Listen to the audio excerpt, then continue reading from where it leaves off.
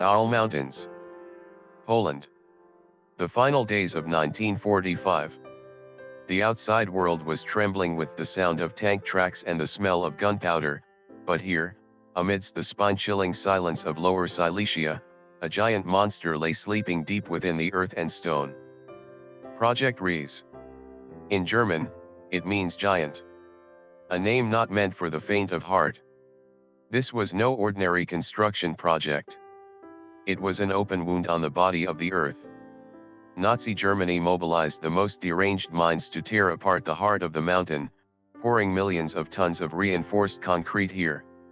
They sacrificed thousands of lives, turning prisoners into living labor tools until they collapsed and vanished into the very granite they were hewing. But, for what? Look at these endless corridors. Where do they lead? Not a single original record remains.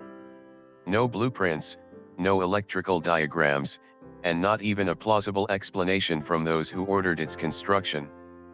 Before fleeing, they burned every trace. All that remains are ashes and rumors of atomic weapons, time machines, or a final fortress for a dying empire.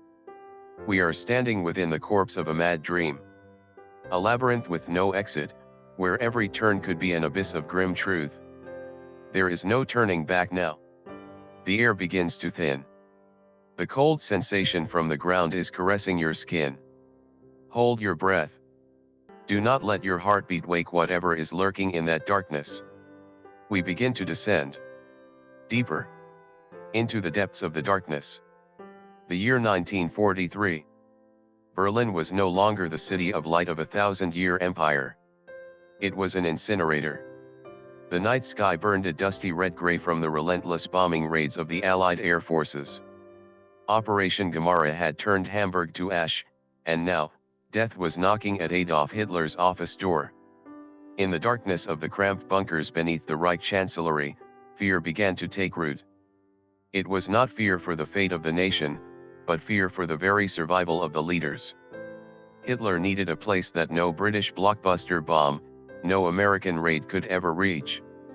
A place beyond the reach of the existing world. An invincible fortress. And so, a secret order was issued. In September 1943, Albert Speer, chief architect, the wizard of the Nazi war industry, put his pen to a decree that would completely change the face of the Ural Mountains in the Lower Silesia region. The project was codenamed Riese. Giant. The name not only described the scale of the work but also reflected the insane arrogance of an empire on the brink of collapse. Let's talk about numbers, because sometimes, dry numbers tell a more horrific story than any description. To build Riese, Nazi Germany mobilized a massive amount of resources to an absurd degree.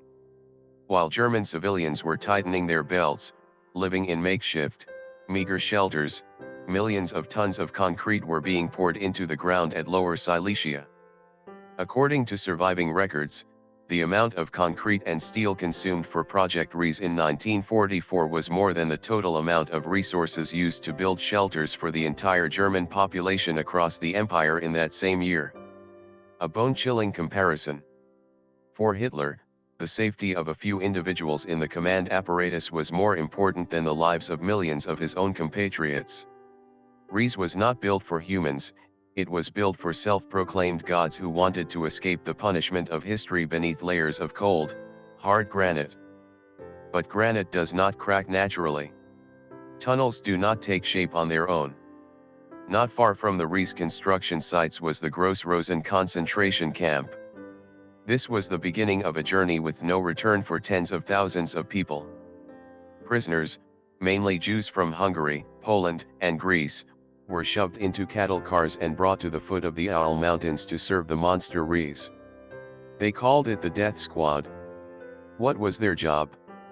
Digging, hewing, blasting, and hauling. Under the supervision of the brutal SS forces, these miserable people had to work 12 hours a day in conditions with no light, no protection, and almost no food. Imagine the atmosphere inside those tunnels. It was a toxic mixture of rock dust, gunpowder smoke, the smell of sweat, the smell of blood, and despair. The granite in the Owl Range is famously hard. Every meter of tunnel excavated was paid for with dozens of lives. Improperly timed mines caused rock collapses. Infectious diseases spread through the filthy barracks. And if you didn't die from an accident or illness, hunger and exhaustion would strike you down. It is said that blood soaked into every grain of Riese's gray granite. Prisoners collapsed right where they worked, and sometimes, their bodies were buried directly into the concrete walls that were being poured. Riese was not just an architectural feat, it was a massive cemetery laid horizontally within the mountain. But why the Owl Mountains? Why this place? From a military logic standpoint, the lower Silesia region at that time was far from the range of Allied reconnaissance planes, surrounded by rugged mountain terrain, making it easy to keep secrets. The geology of the Owl Mountains with its hard rock layers was a perfect natural roof against the most powerful bunker-buster bombs of the time. However, in the dark files of history, other reasons were found dimmer and harder to understand. There are theories that Hitler chose the Owl Mountains because of bizarre spiritual beliefs. This land had long been associated with legends of ancient treasures and mysterious energy lines flowing underground. Some within the Ahnenerbe, the SS occult research agency, believed that these mountains possessed an axis connecting to supernatural forces, an ideal place to conduct experiments far beyond human understanding. Whether the reason was geological or spiritual, the result remained a brutal truth: a labyrinth of death had formed. By 1944, Riese had become a construction site that never slept. The sound of mines exploding shook the once peaceful forest mountains, black smoke stained every branch and blade of grass. Albert Speer, in his post-war memoirs, tried to downplay his role, but the numbers do not lie. This project drained the final resources of a dying empire. Money, materials, and most importantly, human lives, all were thrown into the bottomless pit named Riese. As we go deeper into the next chapter, remember the hands that touched these walls first. Not Hitler's hands, not Speer's hands, but the bloodied hands of nameless prisoners, who carved their names into history through their own pain. The birth of the giant was not a technical miracle. It was a crime against humanity encased in millions of tons of concrete. And that was only the beginning. Because inside those massive structures, an architecture of fear was being completed, a place whose true purpose will make you shudder. Welcome to the threshold of madness. If the previous chapter was about blood and numbers, then in this chapter, we will talk about concrete that speaks. We will dissect the corpse of the giant to see what kind of twisted ambition it contains.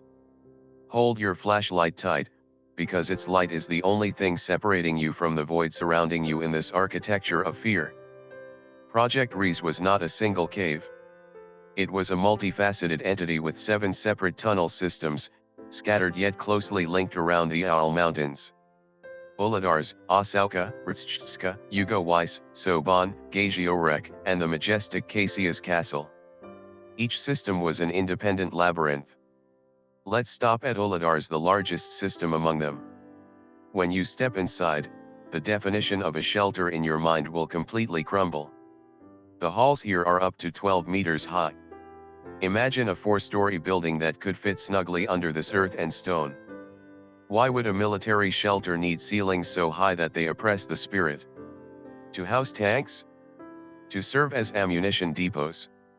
Or to install machines whose size exceeds our imagination? The concrete here is unlike any concrete you've ever seen.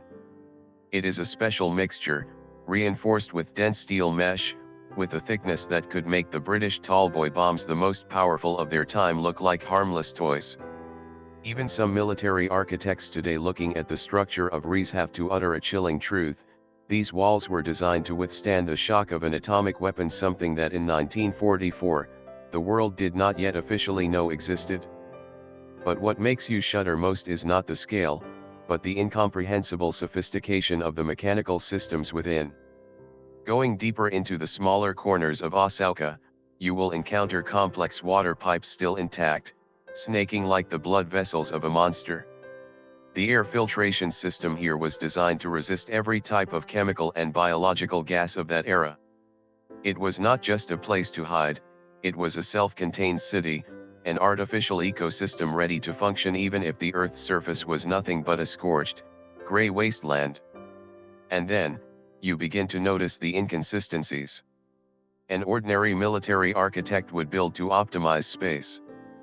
But in Riese, there are perfectly circular rooms, with no corners, isolated among the square corridors. For what? In some leaked documents, special experimental areas are mentioned. Most terrifying are the launch pads. Normally, rocket or weapon launch pads must face the sky. But at Riese, explorers have found structures resembling launch pads, yet they point straight into the ground or are encased in airtight steel cages deep within the dark tunnels. Common logic breaks down. What was Hitler trying to fire? Or was he trying to harvest a type of energy from deep within this granite mountain? Amidst the silent concrete blocks, history occasionally reveals a fragment that makes your heart beat faster. Imagine finding a secret file, its edges scorched and torn, stuck in a wall crevice at Cassius Castle. It does not bear the names of infantry generals. Instead, it bears the signatures of names that made the whole world wary: Wernher von Braun, the father of the V2 rocket, or traces of the presence of top engineers from Nazi Germany's uranium project.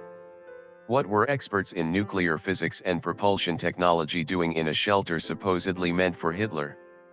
This leads to only one conclusion: Project Riese was not a shield to protect. It was a sword. A sword being forged in the shadows, using technologies that perhaps humanity was not ready to face.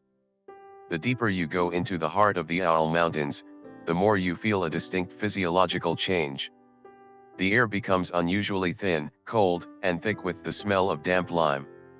Your flashlight seems unable to penetrate the darkness ahead, it is swallowed up. The sense of time and space begins to blur.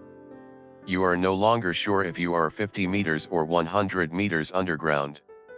You are no longer sure if what you are seeing is a product of engineering or the remains of a mad dream. The truth does not appear before your eyes, it recedes further behind every turn. Every answer you find about the thickness of the steel, about the height of the hall, raises thousands of even more terrifying questions.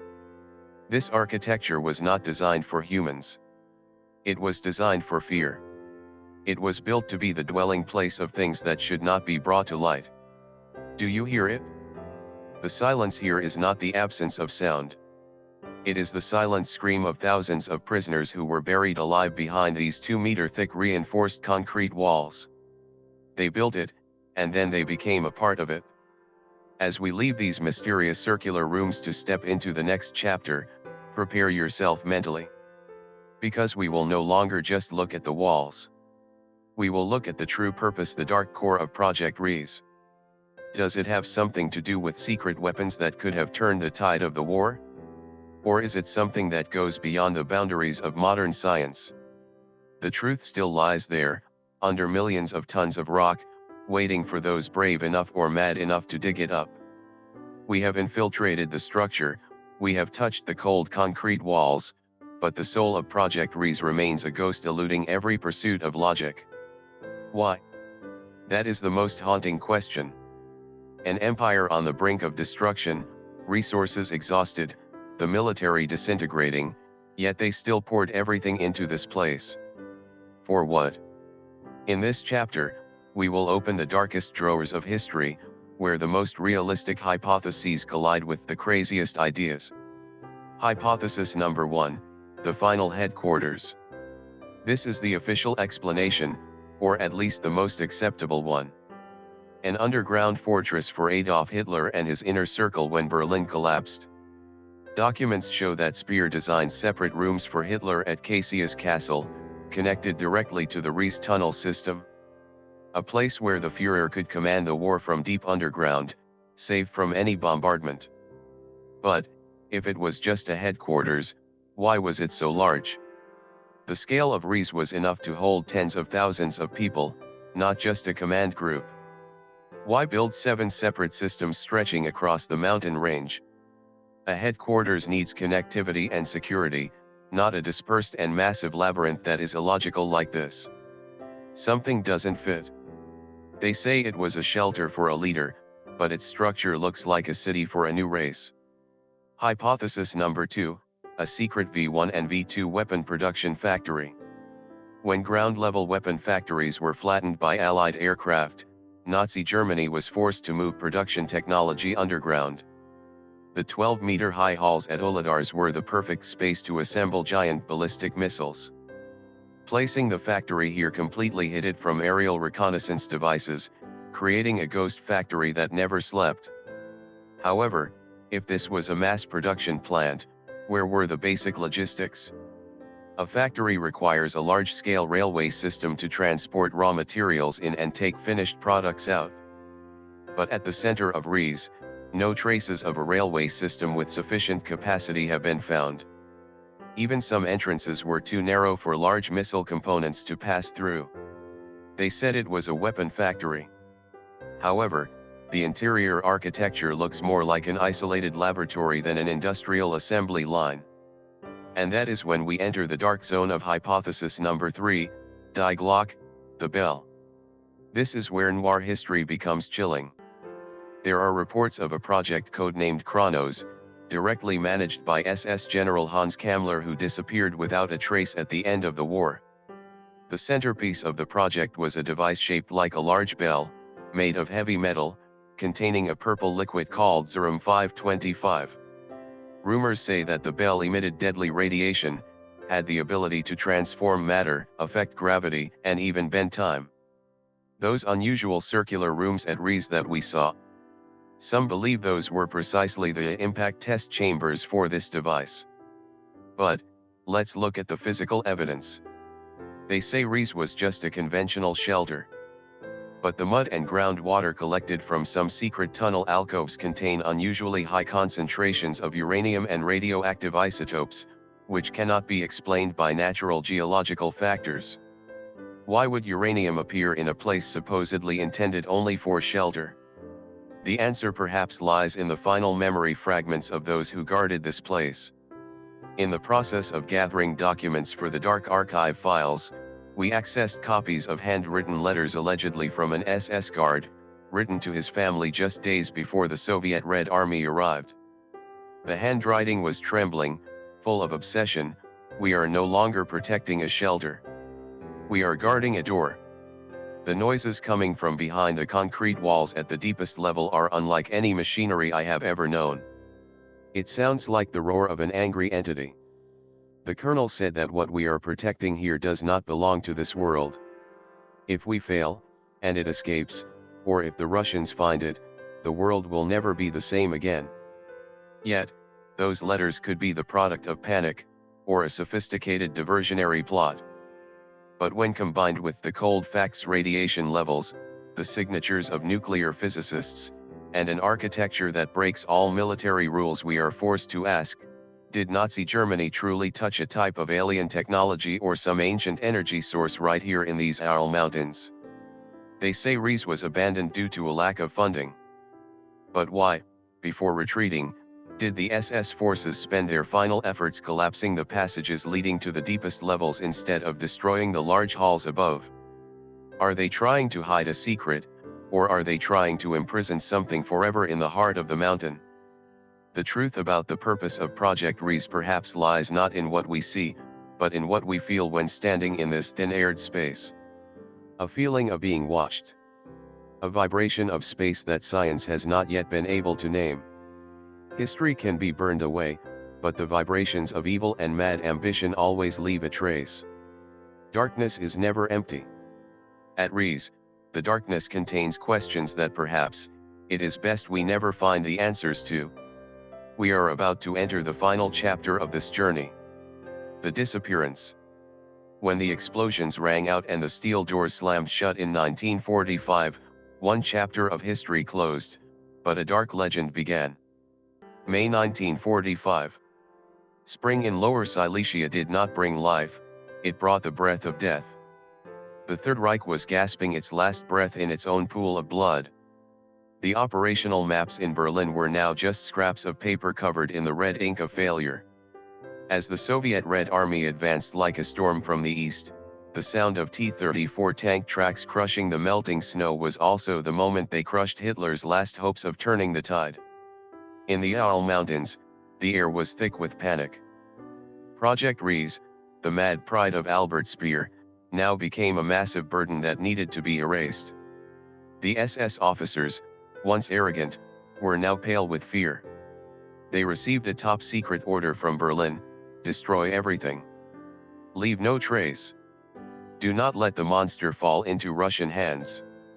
Imagine those final hours. Military trucks filled with crates of secret documents began pouring into the central courtyard of Cassius Castle and the entrances of the Osauka tunnels. But not to be hidden, but to be incinerated. Columns of thick black smoke billowed from the command offices, obscuring even the weak sunlight of the late afternoon. Thousands of pages of files, detailed blueprints of bizarre machines, lists of prisoners, and even reports on uranium concentrations all turned to ash in the burning fires of fear. The history of Riese was being systematically erased with fire. Those in charge understood, if the world knew what they had done beneath this ground, death would be the lightest punishment for them. But there was something even more terrifying than the piles of burning documents. It was the silence of the people. Thousands of prisoners from the Gross Rosen concentration camp, those who shed sweat and blood to create this labyrinth, suddenly vanished. Final reports recorded their presence in late April, but when the Allies entered, they found only tunnels that were chillingly empty. Where did they go? Some hypotheses say they were driven into the deepest tunnel alcoves and buried alive by tons of explosives. Others believe there were secret passages leading across the border, where top engineers and scientists were escorted by SS forces to defect in a German version of Operation Paperclip. Their disappearance left no trace, not a single cry for help, as if the earth had opened its mouth to swallow everything to protect the final secret of its creators. It was the blast of betrayal. Explosives were placed at every vital entrance. Giant steel gates were blown down, thousands of tons of rock and soil collapsed, permanently sealing the secrets lying deep within the heart of the Ural Mountains. The SS forces did not just destroy the structure, they were trying to kill human curiosity. Amidst the ruins of a collapsed command office in the Riese system, explorers later found a small but hauntingly symbolic clue. A wall clock, its metal casing rusted and its glass face shattered. The clock hands had stopped forever at a specific moment, 11:45. That was the moment the explosion occurred. That was the moment when time at Project Riese stopped. While the outside world continued to function, while history moved to a new page of the post-war era, here, beneath this cold, hard granite, everything remained still at the 45th minute of the 11th hour of 1945. Riese had become a cursed time capsule, a cemetery of unfulfilled ambitions, where darkness and silence were the only remaining rulers. They had escaped. Those who ordered the construction of Riese vanished into false identities in South America or were drawn into the space race of the Cold War. But what they left behind, a collapsed labyrinth, nameless corpses, and a dead clock, remains a spine-chilling reminder of a past we have never truly fully understood. The flight ended, but the obsession has only just begun. The sealed entrances are not the end of the story. They are only the beginning of a dark legend, leading us to the final chapter, the legacy of darkness. Today, Project Riese is no longer a terrifying military codename. The Osauka or Uladars tunnels have opened their doors to the footsteps of curious tourists. People come here, take photos of the gray concrete walls, and listen to guides talk about technical figures. But do not let the newly installed electric lights deceive you. What we are seeing is only a thin outer shell. According to expert estimates, up to 80% of the giant structure still lies deep underground. This part of the structure is sealed by tens of thousands of tons of debris and deadly traps from 1945. There are basements, giant halls that modern light has not touched once since the war ended. They still lie there, silent beneath the Ural Mountains, guarding secrets that perhaps humanity should never open again. We can accurately measure the length of each corridor, we can calculate the volume of concrete poured here. But there is one thing that no scientific device can measure: the depth of cruelty in the human soul. How can one measure the pain of the prisoners who took their last breath in the darkness? How can one weigh the burden of mad ambitions that turned the blood and bone of fellow humans into bricks and stone? What, after all, was Project Riese? An impenetrable fortress to protect a fading empire? A factory producing weapons far beyond their time? Or in reality, was it just a massive tomb, the burial place for the mad dreams of a dictator and the souls of thousands of innocent people? The answer always lies there, in the terrifying silence of the Owl Mountains. History, after all, is often written by the victors with the ink of glory. But darkness never knows how to lie. Darkness does not need pages or manifestos. It quietly sees through us, sees through the covered-up crimes and the buried secrets. Darkness still envelopes the Owl Mountains, embracing the tunnels that have yet to see a human footprint.